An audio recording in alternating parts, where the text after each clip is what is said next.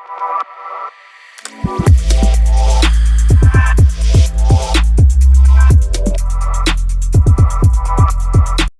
right, let's go ahead and get started, man. Thanks for joining us, Trevor. We're so excited to have you here on the Collective Discord channel.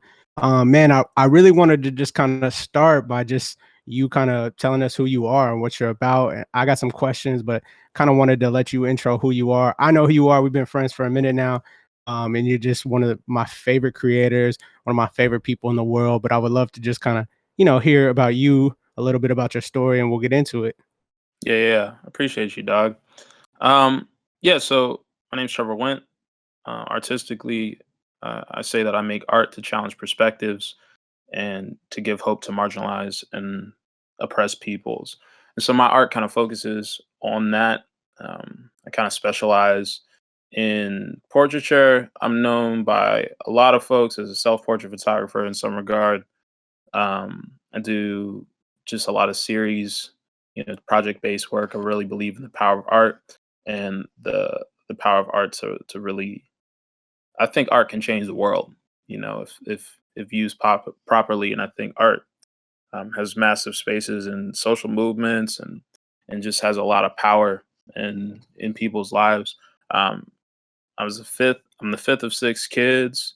I was born in outside of Atlantic City, New Jersey, but raised most of my life in Virginia. Went to college on a wrestling scholarship in a small town in East Tennessee called Bristol. Wrestled for 5 years. Also found photography as my major. Found photography within that time.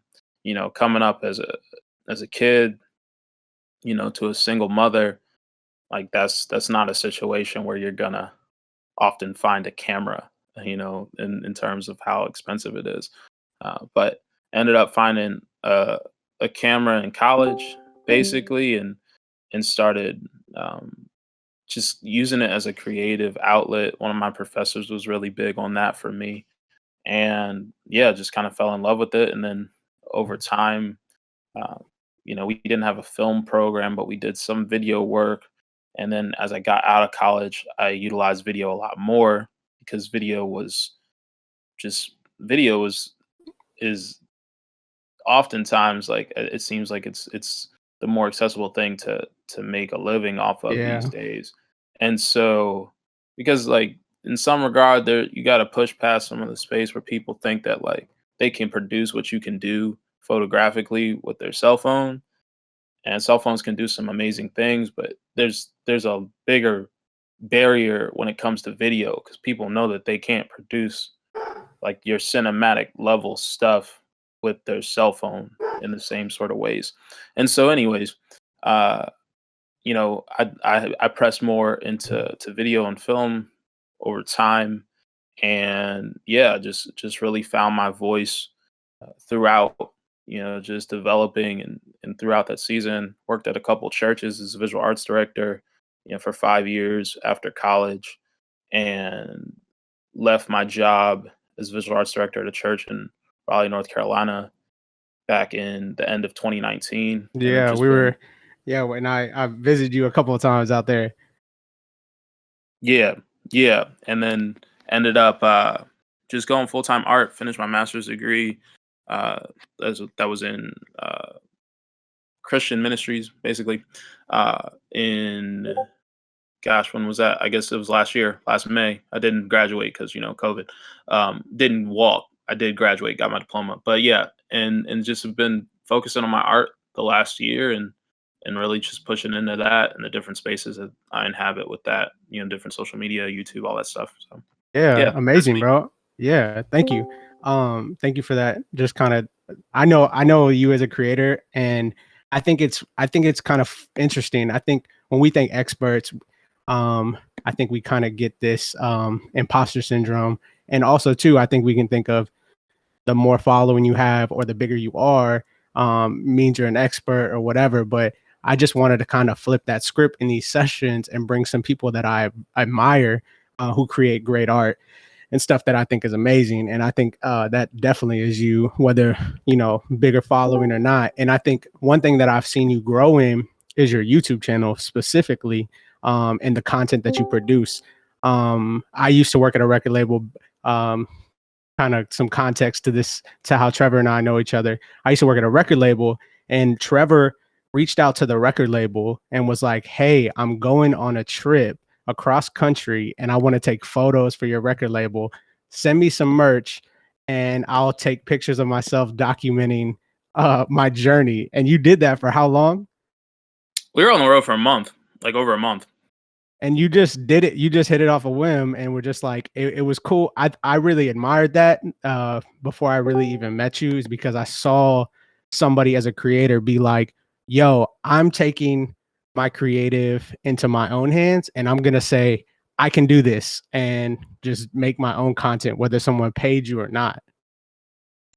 Yeah, yeah, that was big for me. It was like that whole process. I don't know where that seed kind of came from within me, but I had planned to go to school out in Vancouver, British Columbia, and so I'm like, if I'm gonna go across the country, like I got a camera, I got a degree in this stuff, like why not pitch this to a company? One of my boys wanted to come with me, and I was like, yo, I'm gonna pitch a story. I got a story here. Like I got a narrative. I got, you know, two best friends, going on this last hurrah kind of journey because he was planning to do some like overseas work for a year Mhm. type situation. And so I was like, bro, I got a story here and I got a degree, I got a camera. Let's do this. And so I pitched this idea to a lot of companies and pitched it to over 80 companies and got a lot of no's, but got enough yeses where I didn't pay a single dollar for that trip. Like by the day I needed to leave, every single dollar that I budgeted Wow. for that trip was sitting in my account. And all because you messaged and just were like, yo, just being vulnerable out there and just Yeah, putting it shoot your out there. shot. Yeah. And I think that's so dope because, and that's what I really kind of wanted to intro in this convo, is that I think as creators, we think we can, depending where you grow up and the situation, and sometimes your ethnicity, your family dynamic, all of those play into how you create content and the confidence that you have as you create content. And so I think it's so important to be able to take risk and to be able to push yourself out there and just be like, man, if you give me an opportunity, I'll do it. But also, if you're not, I'm still gonna do it. And Yeah. I think that's super dope. And I was just reading your, I know you kind of touched on this a little bit, but I was reading your YouTube description, which you got over almost 17,000 subscribers, which is amazing. How you've been kind of pushing out tutorials, but then also personal content. We could talk about that later as well. But you say this in your description. You say, my mission as an artist is to make art to challenge perspectives and give hope to marginalized and oppressed. Now, I'd imagine that at first voice was, Yep. as you maybe when you started taking photos and you started pitching to companies and you started finding your voice. I mean, now you got a whole series pretty much on marginalization and oppression and how you battle that as a creative. But I just kind of want to ask, how do you, like, growing up and finding this urge to create, how do you find out that creating was something that you're good at? Like, if you're not taught that. Yeah. I think for me, growing up, I just kind of had like little seeds of interest. I think some kids just show some sort of like outlandish talent in something specifically, and they just start running with that. But Mhm, something that the people who know me well know about me is that nothing that I've ever gotten came easy. mhm. Nothing. I I might have went to college on a wrestling scholarship, but I didn't start on my wrestling team in college or in high school until I was a junior, and I had to wrestle up 2 weight classes to start, you know. And so I'm a Yeah. 160 pounder wrestling 189. You know, when I was as an artist, right? It's like, out here in Virginia Beach area, there's when you're in middle school, you can go to basically if you show artistic promise, there's certain days of the week where you go to a special school to go and draw and do different things like that. Well, I never showed that sort of promise and was in any of those spaces. Like I didn't have I didn't have that sort of, oh wow, this kid's a prodigy type Yeah. moment. It was just like, How do you find that in Virginia and in Raleigh? Like, I know when we met, you were living in Virginia, but then you moved to Raleigh and you were doing, a job there, but you were also trying to create your own content. And I think the wrestle with a lot of creatives is finding ways to create, finding ways to be inspired, and then eventually get to the place where you're like, man, I create art for this type of people. I create art doing this type of thing. How do you fight those things, or what are some steps that you've kind of wrestle with or found as you've tried to stay creative in a Virginia, or a Raleigh? Well, we'll kind of go on to finish like your last question and leading into this one. It's like I think you just have to explore your interests. I think Mm, that's what's so important is that some people get really tied up on I don't know who I am and I don't know what I want to do and I feel like I need to know exactly what I want to do walking into college or whatever else, right? And it yeah. can become a barrier to creating because it's just like I don't really know. And so it's just about trying stuff. It's just about trying the things that you know pique your interest, and so for me, I when I went into college, I thought that I wanted to be an industrial designer, because I saw that as just such an expansive field that you could design anything from a toothbrush to a Nike shoe Yeah. or to an iPad. And so that's where I thought I wanted to be, but I got a scholarship to a school that had no program like that. So I had to figure something else out. And then I luckily I had someone in my life who said, I'd taken a class so I could get access to the Mac lab, and the professor was like, "I think that you just have creative ideas in you that you need some sort of outlet for." And so Mm, because of that, I started and just tried photo, and it became that sort of outlet, and then I just kept trying it and I just kept producing, and then the same with video. It was like I just kept making stuff. And so I wouldn't allow any sort of environment or any sort of circumstances to keep you from creating. mm, That I think sometimes people get hung up on is like, yo, I don't live in Atlanta. I don't live in New York City. I don't live in Paris. I don't live in Zurich. I don't live in these like mecca places, right? And yeah. that keeps people from creating. But it's like, yo, don't allow yourself to make excuses. Earlier in this call we talked about like I come from Virginia Beach, and Virginia Beach isn't necessarily known as some sort of creative mecca of the US, but Virginia Beach is responsible for producing Pharrell Williams, for Chad Hugo, like the Neptunes. Yeah. It's Yep. responsible for producing Missy Elliott, Timbaland, Teddy Riley. The Clips came from Norfolk, Virginia, which is 30 minutes from Virginia Beach, and that's where these dudes connected. And so this area is not necessarily known as that sort of spot, for what many people might think of when you think of tell me about an artistic city in the country. Yeah. Yeah.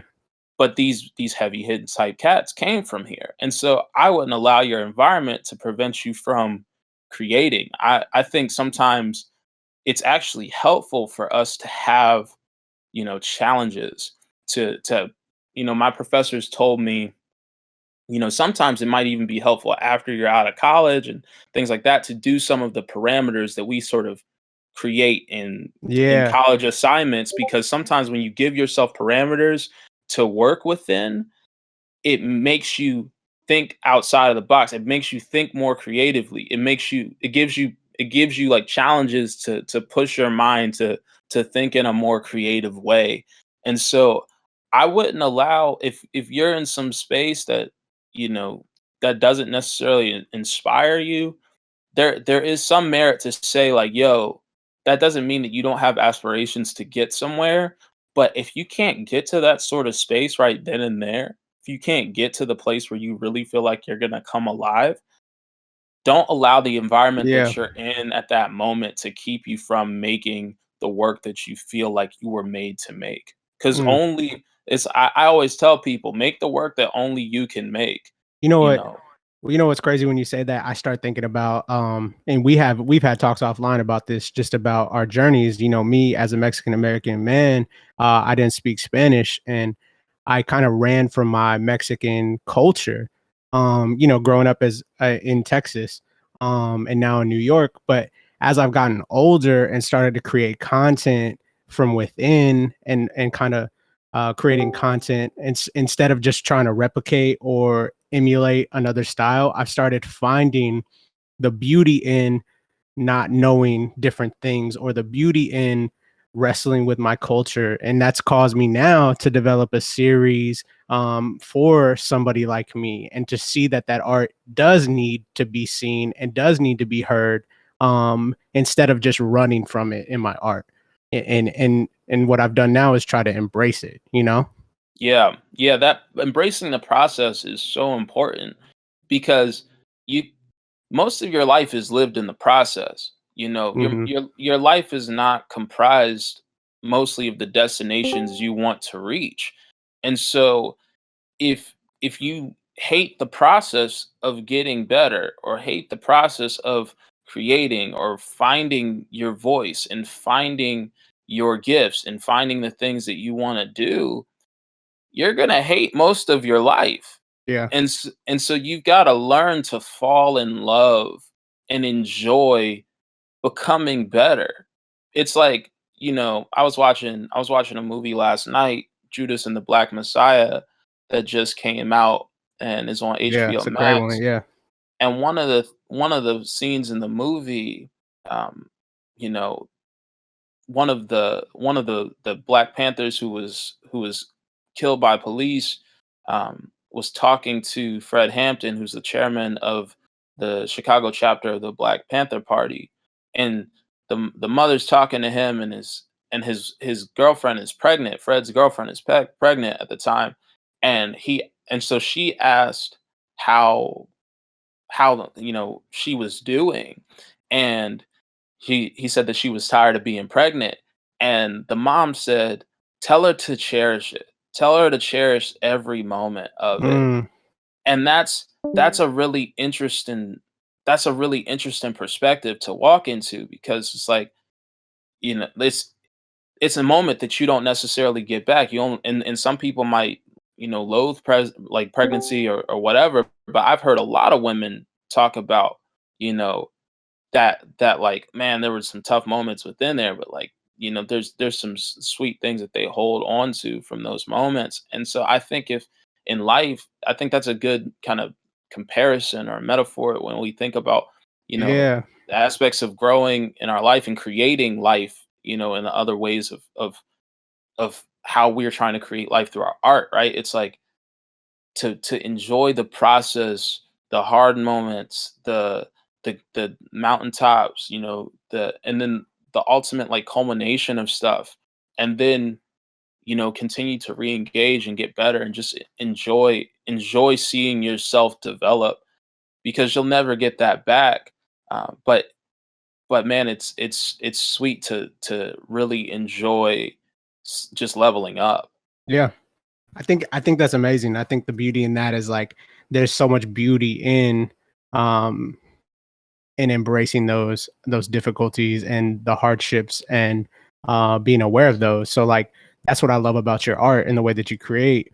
Um it just has just taken a journey in who you are as a person, who you are as a black man, who you are as a photographer, videographer, who you are as a child of six, um in all these different aspects. And I think that's what that's what I kind of, with Collective, we want to encourage people to do, is just find their voice and to keep finding it. Like it's always a process to find your creative Hmm. voice. And it's not just something that you figure out overnight, but it's something that as we grow in our art, we become more comfortable in the uncomfortable, like the uncomfortable situations as an artist. Yeah, yeah, yeah. When I think about finding your creative voice, right?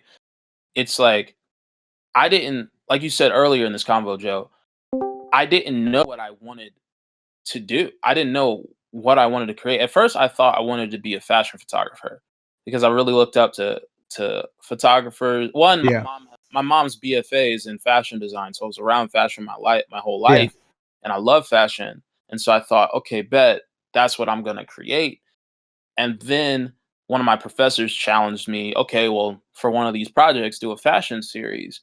And so I did for one project, and I just didn't like it because it just felt, for me personally, it felt empty in Mhm. terms of a message. It felt like I was just promoting clothing and I didn't really resonate with it. And so it really shifted my perspective because I thought that's where I was kind of heading as a Yeah, photographer. but that's how you had to find that out, right? I think I Exactly. started as a photographer. I shot portraits. I shot weddings. I'm like, God bless all the people that let me shoot their wedding. I had like 6 weddings. I was like, because Mhm. I did not like it, and you Yeah. probably didn't like the pictures. But it took me time to figure that out. It took me time to be like, oh, I don't want to do this. I want to do this. I like art. I like working with artists. I like shooting shows. I like telling stories. And so I start to develop those different ways and those different things, but it takes time. It's not just like, oh, I got it. Yeah. Yeah, exactly. It's like for me, I did some of those same things, right? I'll shoot a wedding here and there because weddings be giving you a bag, but Man. like, but I don't put that work anywhere. It like Yeah. those things only come through referrals because I don't want to shoot weddings because I tried different things. I'm like, this isn't what I want to make, Yeah.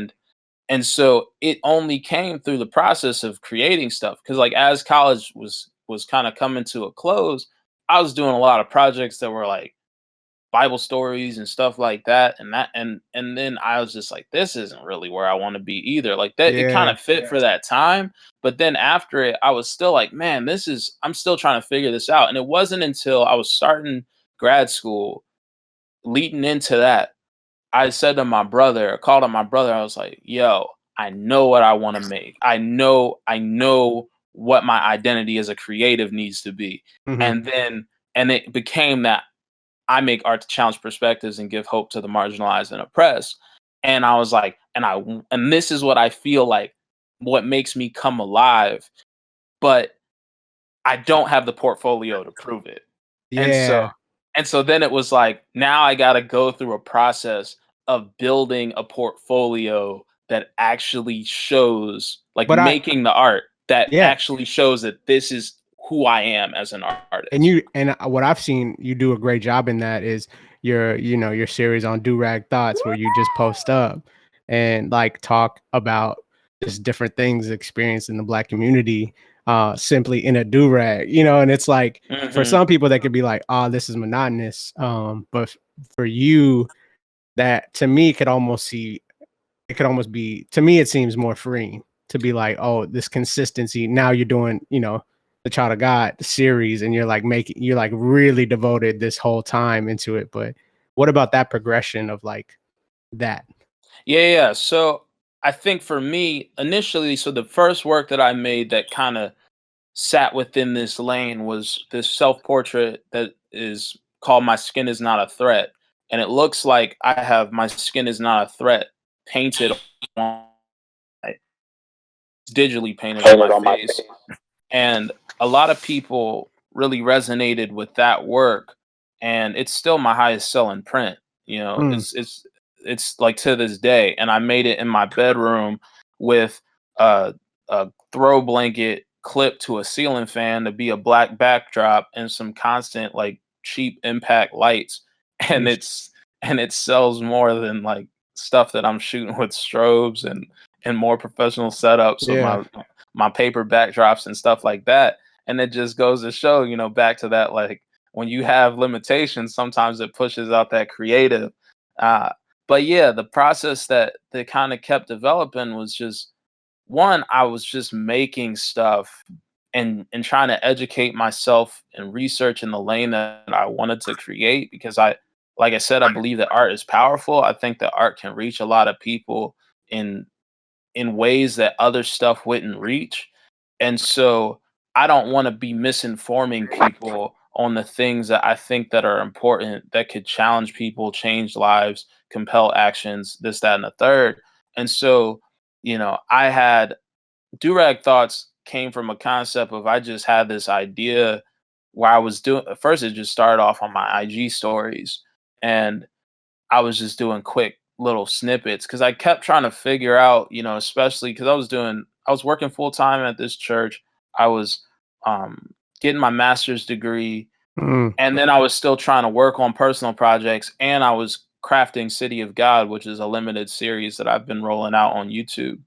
And so I was trying to figure out different ways to involve myself in the conversations of racial justice, equity, and equality in this world. And so I started doing durag thoughts because I think one, it's kind of rebellious because people try to pigeonhole black folks in in just all right. For instance, when yeah, people will be like, "Yo, you are so articulate," like it's a surprise, and it's like, well, yeah, I got I got 2 degrees, yeah, like I'm well trained and well versed in these sort of avenues, but people be acting like it's such a surprise.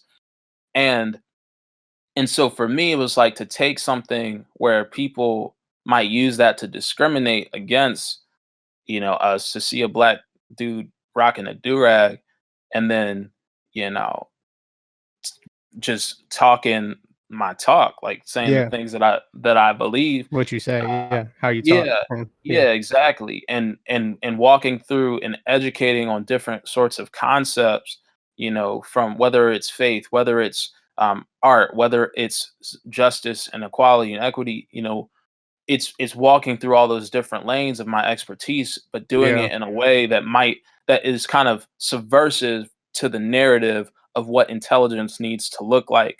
Because I think there's excellence in the black community in all sorts of ranges yeah. of who that is, and But so that was big no for one me. the beauty of that is that no one could tell that story except you.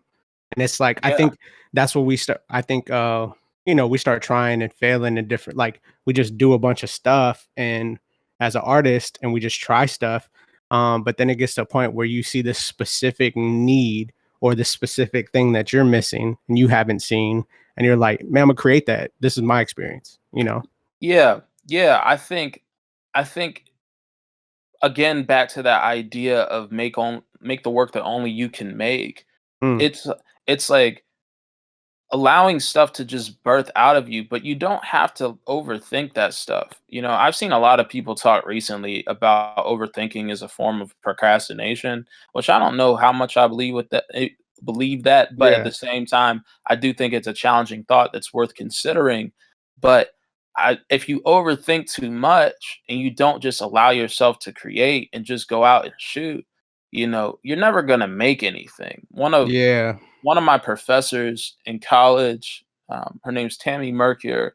She was she was like, she doesn't believe in photographer's block. She didn't believe in that creative block like that because she's like, you could just pick up a camera and walk outside and go shoot, and just see what comes about. Yeah. You don't necessarily have to have a plan. And so I think repetition, like lately for me, within this pandemic, I haven't been shooting with a lot of people. I haven't been shooting with a lot of people uh, just physically up face to face because of what's going down. Yeah. But what I have been doing is taking time and um, treating the day to day like practice, And so, golden hour, I'm going out shooting street photography at 4:30, through 5:45, 5:50, whatever, and just getting reps in, practicing composition and things like that when Man, I don't have stuff reps to are to Yeah, reps are so important, man. Those are things that as you grow as a creative, it's just so important to see the reps. Just like you would go to the gym, just like you would go to see any progress in anything. Yeah, It's you gotta just show reps are up. super important. Yeah. Man, I love this talk. I want to open it up for questions. While we have, a few more minutes. I know we're a little over. I wanted to do 30 minutes, but I want to open it up to questions. I also want to preface. I think when you come into talks and hear talks with creatives, I think what we do is we're often almost put different people on pedestals. And I have a lot of experience. Trevor does in art, but we're not experts. Like we're as much as experts are, like as much as the word expert is. I want to preface like, man, we just create art and we've done it consistently. But no one should have to feel intimidated when they come into meetings like this or when they listening in. I think art is subjective, and the art that you make, uh, be okay to try and fail with it. And it's never failing when you're vulnerable, because someone needs to hear what you have to say. So if you're cool with that, Trevor, I'm gonna open it up for maybe a few minutes. See Yeah, if go anybody for it. has any questions or wants to talk. Yo, can you hear me? I Yes, can, sir. I can. Um, so as a creative, I personally struggle with the idea of putting other creatives on a pedestal. Mm-hmm. Mm, So as you were talking about leveling up, um, how do you like set reasonable like execution goals like for who you are now and who you want to be? Yeah. So I think that kind of walks into the space when we're talking about like compromise, or not compromise, but comparison, right? And you may have heard people say that comparison is the thief of joy. And I think that when we're talking about comparison, I think there's healthy comparison, I think there's unhealthy comparison. There's comparison in a way of that person inspires me and I want to be like them. And so I'm going to imitate the stuff that they do until I'm getting better and better and better. Like it allows you to learn and inspires you to grow and change and develop, right? And then there's unhealthy comparison where it's looking at people and just feeling like I don't measure up.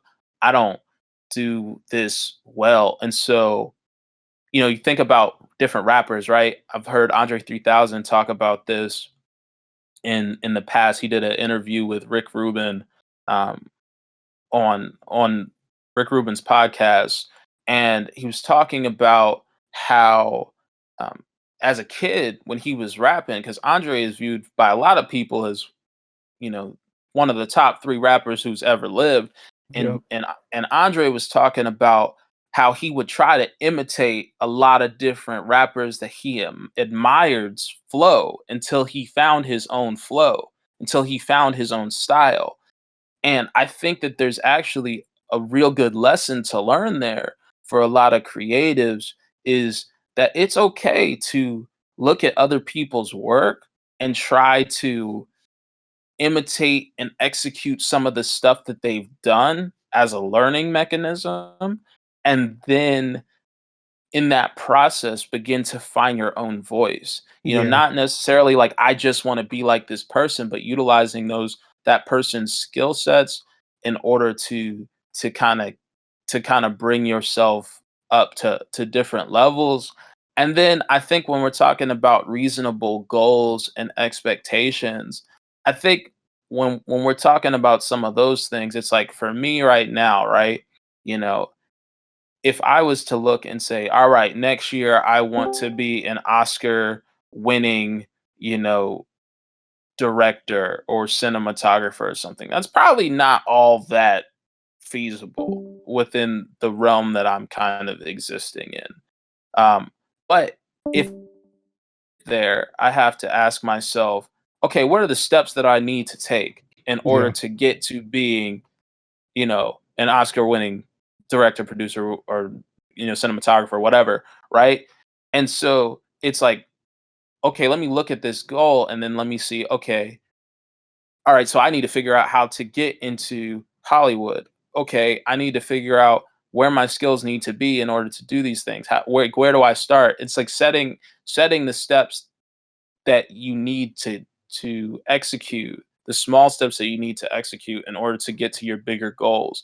Because I think if you just look at it's like the idea of like, how do you eat an elephant? One bite at a time, right? It's like taking the big goal and breaking it up into smaller parts and just taking those things one step at a time, rather than looking at this massive goal and then just Getting sitting there and overwhelmed. feeling, yeah, Yeah. being overwhelmed and just being like, well, I failed again. I set all these goals and I never executed the thing that I actually wanted to execute. But saying, okay, if this is the massive goal, because I think it is important to set big goals and have big aspirations. I think those are a lot of the people who create massive change, but it's looking at those things from, okay, what's the step that I can take now? Who do I need to be this week in order to get to this goal Yeah. later Small on? changes. Yeah. Yeah, that's what I think. That's nice.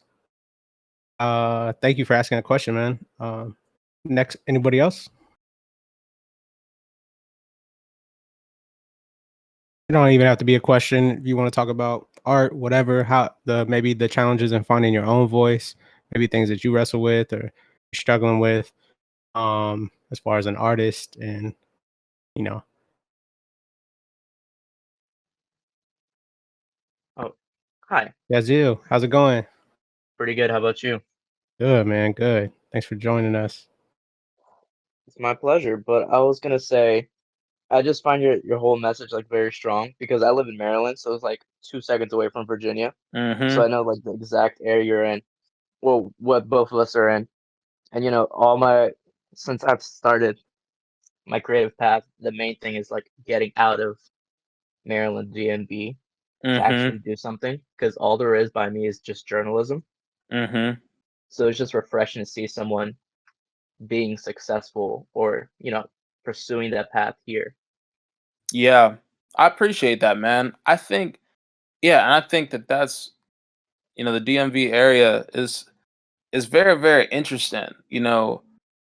I was thinking about when I was even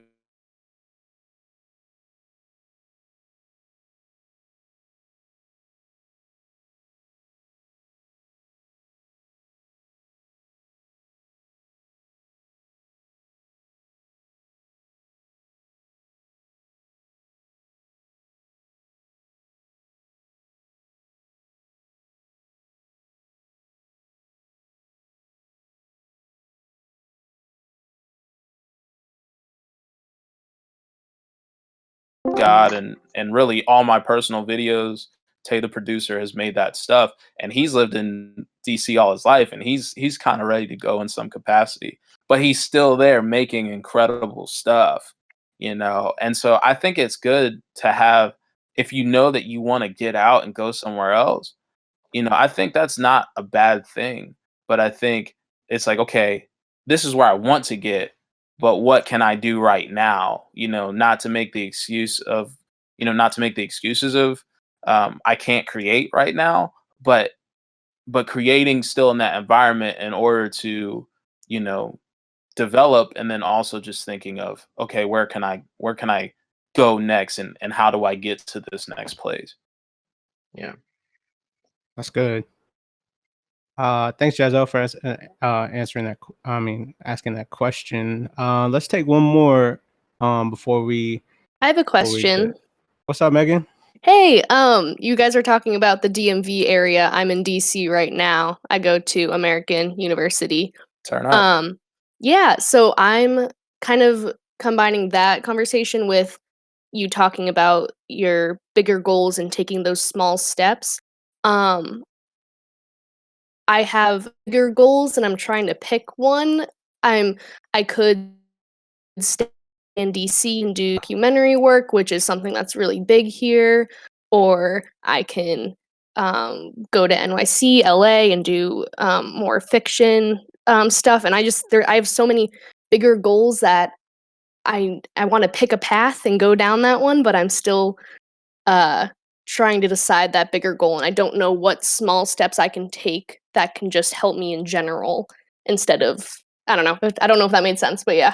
No, it definitely does. So there's a cat named Howard Thurman, and he has a quote there. He says, um, "Don't ask yourself what the world needs. Ask yourself what makes you come alive, and go do that. Because what the world needs is people who've come alive." And when I think about having multiple goals and having a lot of different things of like what you want to execute, I I think about, okay, so what's the thing I want to do most? What's the thing that makes me come the most alive? Right? And then also just recognizing like, yo, you're young and you got time. And so if you picked a lane and then you were like, this nonfiction stuff isn't everything that I wanted it to be, you know, you can go and get up and go to LA and be on the fiction route. You don't necessarily, like, you've got time. You've got time to try a bunch of different things. And I think that's one of the dope things about just being younger and having just different you know, ideas and aspirations and goals, and just seeing that as a beautiful thing, and just being like, yo, uh, I'm gonna try this. And if this, after a year or so or 2 years, it's like, if I vibe with this, like, cool, let's keep going. But then also just doing the different stuff. I think a lot about Donald Glover, Childish Gambino, all the different things that Donald Glover embodies. I mean, that man is art ambidextrous to the fullest. He would be acting one moment, he's doing comedy like through Community, and then he's, directing and writing and, acting in, Atlanta. He's acting in, different movies. He's rapping as Childish Gambino, but then he's also making a funk album. Like, he does all sorts of different stuff across the boards. He has so many different interests. And it might not like for some other people, it's like, man, you just need to pick a lane. I mean, he don't feel like he needs to pick a lane. He picks multiple lanes. And so I think it's actually a pretty beautiful thing that, you have multiple lanes that you want to rock within. And I say, why can't you Yeah. do it all? Yeah, I agree with that. I think you can Yeah, use your great. I think people oftentimes when we're younger, we use our youth as like, man, I'm so young, I can't do this. But it's also like you can use it as your benefit. Like, man, you could try a bunch of things and find your voice in that way. It's like, oh, I like this, I hate this. And sometimes it might take them a few times doing one project or one thing, and you'll be like, yeah, this is it. Yeah, But yeah, definitely. Thank you. That was really helpful. Yeah, for sure. I'm glad that I could help. For sure. Yo, Trevor, thank you so much for joining us. I want to kind of end on this note. But just super grateful. I want you to kind of plug what you got going on. I know you got a series that's rolling out that you're working on, but also your IG, and then where we can follow you and how we can support. Yep. Yeah, I appreciate it, Doc. So you can follow me on all social media at T_Wentt, Wentt with two T's, WENTT. You can find my YouTube page by just searching Trevor Wentt, and you'll see my stuff up there. City 9 episodes in, so you can catch up on that. Hopefully, it's coming back this next week. I've had some iMac repair issues that have kept me out of the game for a little bit, but hopefully that problem's going to be resolved on Thursday, and then we'll be back rolling through Durag Thoughts, which is my podcast that you can find on anywhere you listen to podcasts. And then COG, City of God, will be coming out on YouTube on Mondays at 7 p.m. So, yeah, that's me. That's what's popping. Amazing, Trevor. Thank you so much. Also, Friday we have our first official kind of class for Collective University. Emma Rubinson is going to be teaching that. She's a super amazing like TikTok, basically fashion designer, and just like she's just super dope. So you don't want to miss it. Also, too, we're going to be coming out every Monday at 1 o'clock or so. We're trying to do these sessions, but man, we want to open this voice channel up for creators like you. So if you got homies and you got people in this whole Discord channel, like feel free to bring them in, like have a discussion on stuff like this. This is a resource for you. And as we grow and grow, it will, allow us to get better as creators. And I think that's the end goal. And we're all young here. We're all trying to figure it out. So however we could be a resource to you, we love that. So we'll see you on Friday. Thank you, Trevor, again. We appreciate you, man. For real. Yeah, I appreciate it, man. Yeah, and if y'all have any questions for me after this, you can DM me on IG or whatever, and I'm always down to help people out and answer any questions. Guys, thank you so much. I'll see you on Friday. All right.